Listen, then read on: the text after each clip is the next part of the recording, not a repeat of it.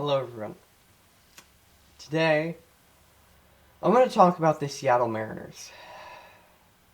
As you can tell, I'm a Seahawks fan. I love this team, but the Seattle Mariners are also a very special team to me. I've been to 20 or so games through 19 years, and I really enjoy watching this team. I'm really invested in them, maybe more than Seattle, because a couple months ago I was saying if the Seahawks or if the Mariners won a World Series, I'd be more than willing to watch the Seahawks go 0-16. Like that, those were legit words that came out of my mouth. But here we are at the end of the regular season, ended on Sunday. I'm recording this on Monday. And the Mariners have missed the playoffs after making it last year and ending the drought. So today I'm just going to analyze what went wrong, what can be done this offseason, and should there still be hope for this team? Short answer is yes. But let me just get into it. Okay, so I'm going to preface this entire video by saying I'm not a baseball expert. I'm not a baseball expert. In truth, I didn't even watch a game this season. Part of it is because I can't. I don't have any way to watch it. But I'm just someone who follows my team very closely. So now that they're eliminated, I'm not going to pay attention at all. And that's just, me. Unlike the NFL, where as soon as the Seahawks miss the playoffs or lose a playoff game, I'm still going to watch very closely. So, again, I am not an expert on baseball. I'm not an X and O's guy with baseball. The NFL, I'm not really either, but I'm much closer to that with football than baseball. I just like the game. I like playing it, and I love my hometown team. But let me just give you my most basic breakdown of this from things I've heard, things I've seen, and my own kind of interpretation from a not very knowledgeable baseball guy. So, this season was brutal. It was brutal to follow and watch. And I think it kind of relates back to last year. Because, last year was awesome. I followed this team as closely last year. It was the first time in a couple years I'd really, really paid attention to the Mariners. And there were just so many times last year where I was like, okay, where are the Mariners going to come in? When are they going to start losing a ton of games? They're going to drop out of the playoff hunt. When is that going to happen? When are the Mariners going to collapse? And they didn't. All year last year, the Seattle Mariners, they had some ups and downs here and there, but overall, the Mariners played good last year, and it was enough to get them their first playoff, or get them to the playoffs for the first time in over 20 years. I had never lived at the same time as a Seattle Mariners playoff game. My entire life, I went without him making the playoffs. And now, for the first time, when I can actually process it, I see him go to the playoffs. And they actually win a playoff series. So I'm just so happy. I'm so over the moon about it. And they get swept by the Astros. That one kind of hurt, especially in the way that it unfolded. But I wasn't discouraged because the Astros went on to win the World Series, and overall the future looked promising for the Mariners. They made the playoffs. That's all that should be said. And so coming into this season, I had legitimate World Series hopes. As foolish as they were, as outlandish as that possibility could be, I actually had hope that Seattle would make the World Series at the very least, and maybe win it. That was genuinely thoughts that were going through my head, wishes, I was so excited. I was that excited about it. And it ends with them missing the playoffs. And again, following this team this year sucked, because first half of the year, inconsistency, and then they have a great 2 months, and then they collapse. So I'd like to talk about that for a second, because that's kind of the root of the problem, or at least what the problem manifests as.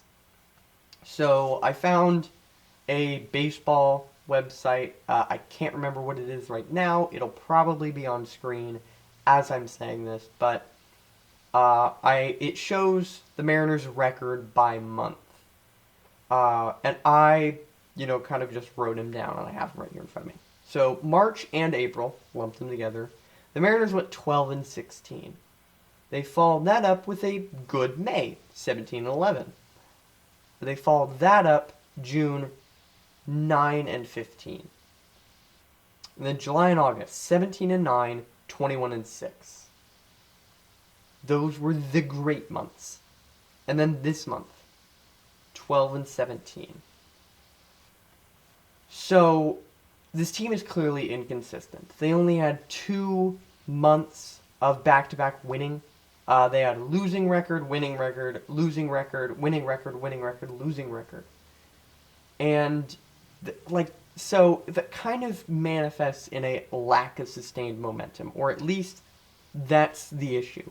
The Mariners had 0 momentum this season at any point, and when they did, it fell apart this last month of September. They had 2 months of winning, and then it fell apart. So, and I think, there's kind of no better player that really shows this than Julio Rodriguez. He really struggled to start this year. He had a bit of a sophomore slump. He wasn't doing great. He was striking out a lot. And then he had that really long hot streak. He broke the 4-game hit record. He was constantly, I think he broke the Mariners record for most consecutive times on base.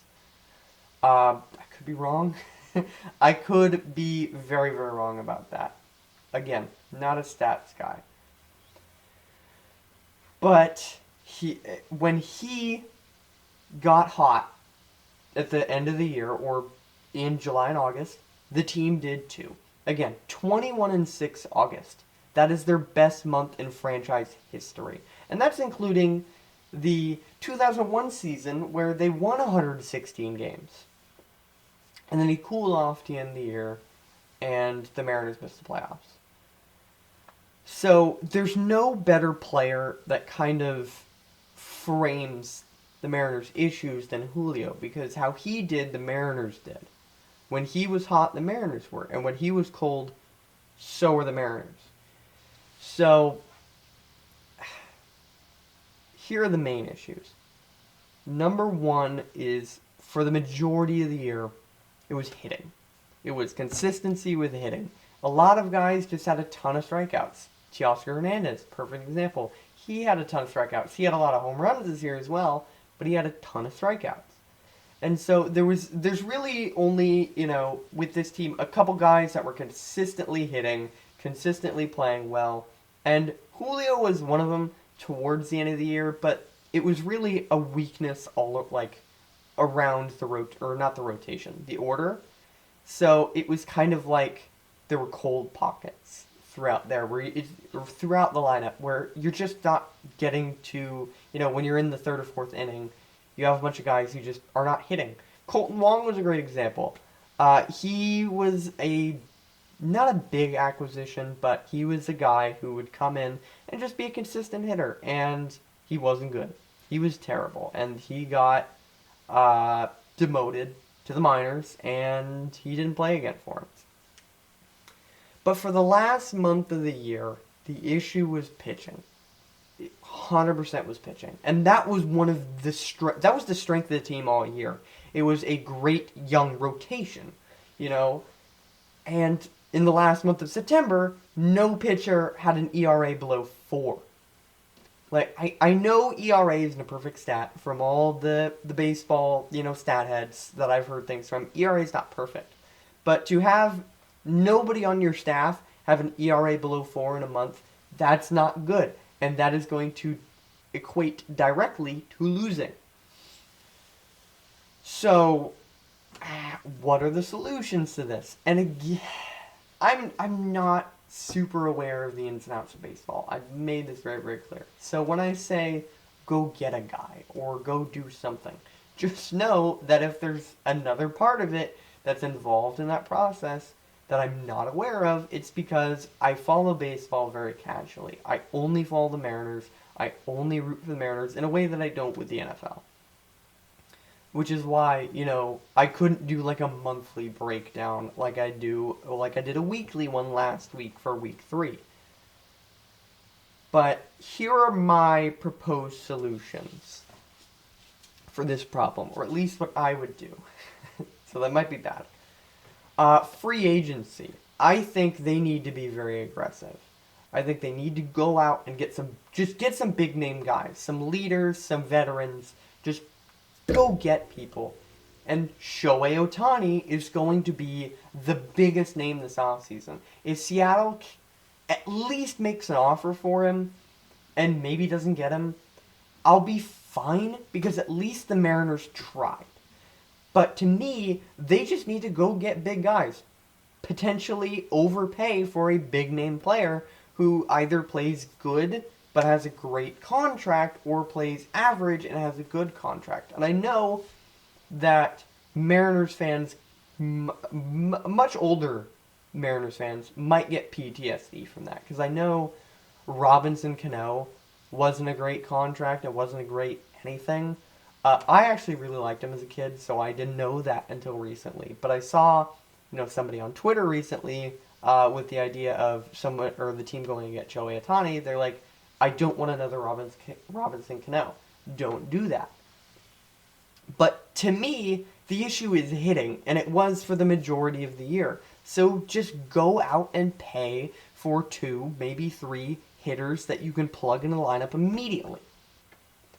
And so that way you can have greater consistency. I'm not looking for power hitters, like I know Aaron Judge was available last year. He strikes out a lot too. That's not the kind of guy I'm looking for. I'm more looking at a guy with a really high batting average who gets on base all the time. That is more of what I'm looking for because Julio can do that. I'd like to see more of him. Julio can't be the only superstar on the roster if you want to win a World Series. I don't know baseball great, but I do know that you can't just have one great player. You can't. You're not going to win consistently with that. That's why, Barry Bonds never won a World Series. Ichiro never even played in one. One of the greatest players Mariners history didn't. Ken Griffey Jr. didn't. So, or at least not with the Mariners. So you can't just have one great player. So go out and pay for more. But I do know this farm system has been pretty good over the last couple of years, especially pitching. So maybe you go and get guys and wait for those young, super, uber talented players to come up. And, you just plug in a guy with like a 275, 250 average for a little while. And then you get a stud who can, like an Ellie De La Cruz, that stays consistent throughout the year. I don't know. But the Mariners need to address hitting this offseason, whether that be go get a big name or just go get more consistent players. I don't know. I don't know what that looks like. I don't know how that gets done. But from just an eyeball test and just I followed the team thing, I know that's the issue, and I know that is a way that can solve it. And the Mariners, don't have a big payroll. I know they don't. So they can afford to go get a couple more big contracts without hitting that luxury tax. Anyway, I know early in the video I talked about should there be, any hope, especially of a World Series going forward. For me, I'm just following this team, I'm always going to be hesitant. I refuse to, resign or, stash away my hope before a year. I refuse to do that because I'm just going to lose my mind if I, support this team that's just I never know or I never believe is going to win. But I'm still hesitant, and I'm always going to be. But I have to, year in, year out, believe this team has a chance. I have to. Even if that means at the end of the year, I'm heartbroken. At least, going into the year, there's something. There's a reason for me to follow this team, without it just being the reason of I'm from the city that the team plays in. That's it. But that also is a part of it. That's why, with baseball, I don't root for winning teams. I don't join bandwagons because I have my team. I have it. But again, I refuse to totally give up. This team, I have to believe that this team will eventually win one. I have to. And I have to believe it'll happen in my lifetime.